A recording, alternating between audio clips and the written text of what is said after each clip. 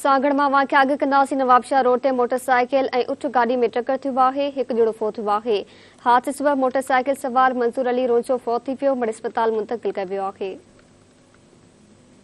सागड़ मां ख़बर आवाज़ शेयर कई पिया। नवाबशाह रोड ते मोटरसाइकिल ऐं उठ गाॾी में टक्कर थियो आहे। हिकु ॼणो फ़ौत थियो। हादसे सबबि मोटरसाइकिल सवार मंसूर अली रोज़ो फ़ौत थियो आहे, मिड़ अस्पताल मुंतक़िल कयो वियो। बिल्कुल नाज़रीन, अफ़सोसनाक ख़बर अव्हांखे सागड़ करणी पिया। नवाबशाह रोड ते मोटरसाइकिल ऐं उठ गाॾी में टक्कर थियो आहे। हादसे जे नतीजे में हिकु ॼणो फ़ौत थियो आहे। हादसे सबबि मोटरसाइकिल सवार मंज़ूर अली रोंझो फ़ौत थी वियो आहे, मढ़ अस्पताल मुंतक़िल कयो वियो आहे। ब्रेकिंग न्यूज़ सागड़ खां अव्हांखे ॾियूं पिया। नवाबशाह रोड ते मोटरसाइकिल ऐं उठ गाॾीअ में टक्कर थियो आहे। हिकु ॼणो फ़ौत थियो आहे।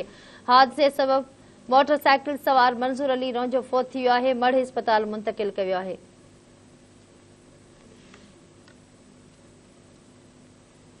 ख़बर अव्हांखे सागड़ खां ॾियूं पिया। नवाबशाह रोड ते मोटरसाइकिल ऐं उठ गाॾी में टक्कर थियो आहे। हिकु ॼणो फ़ौत थियो आहे। हादसे सबबि मोटरसाइकिल सवार मंसूर अली रोज़ो फ़ौत थियो आहे, मिड़ अस्पताल मुंतक़िल कयो वियो। अव्हांखे आगाह कई पिया। सागड़ मां नवाबशाह रोड ते मोटरसाइकिल ऐं उठ गाॾी में टक्कर थियो आहे। हिकु ॼणो फ़ौत थियो आहे।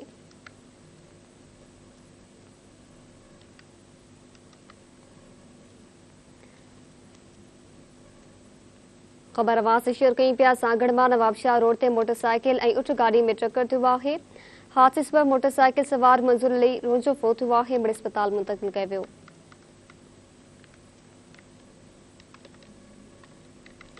सागड़ मां ख़बर आवाज़ शेयर कई पिया। नवाबशाह रोड ते मोटरसाइकिल ऐं उठ गाॾी में टक्कर थियो आहे। हादसे सबबि मोटरसाइकिल सवार मंसूर अली रोज़ो फ़ौत थियो आहे, मिड़ अस्पताल मुंतक़िल कयो वियो।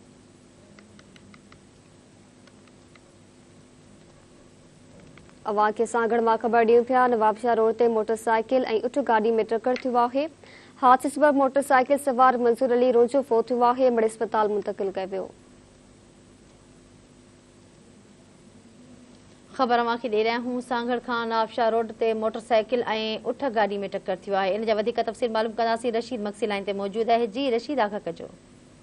जी, सागड़ वेझो सिंजोरे थाणे जी हद में नवाबशाह रोड ते सियालाबाद स्टॉप वटि तेज़ रफ़्तार मोटरसाइकिल जे ऐं उठ गाॾे जे टक्कर जे नतीजे में मोटरसाइकिल सवार मंज़ूर अली पुट मोहम्मद हाशिम रूंझो मौके ते फ़ौत थी वियो आहे। सिंजोरो पुलिस लाश खे तहवील में वठी ज़रूरी कार्रवाई लाइ लाश सिविल अस्पताल सिंजोरो मुंतक़िल करे छॾियो आहे।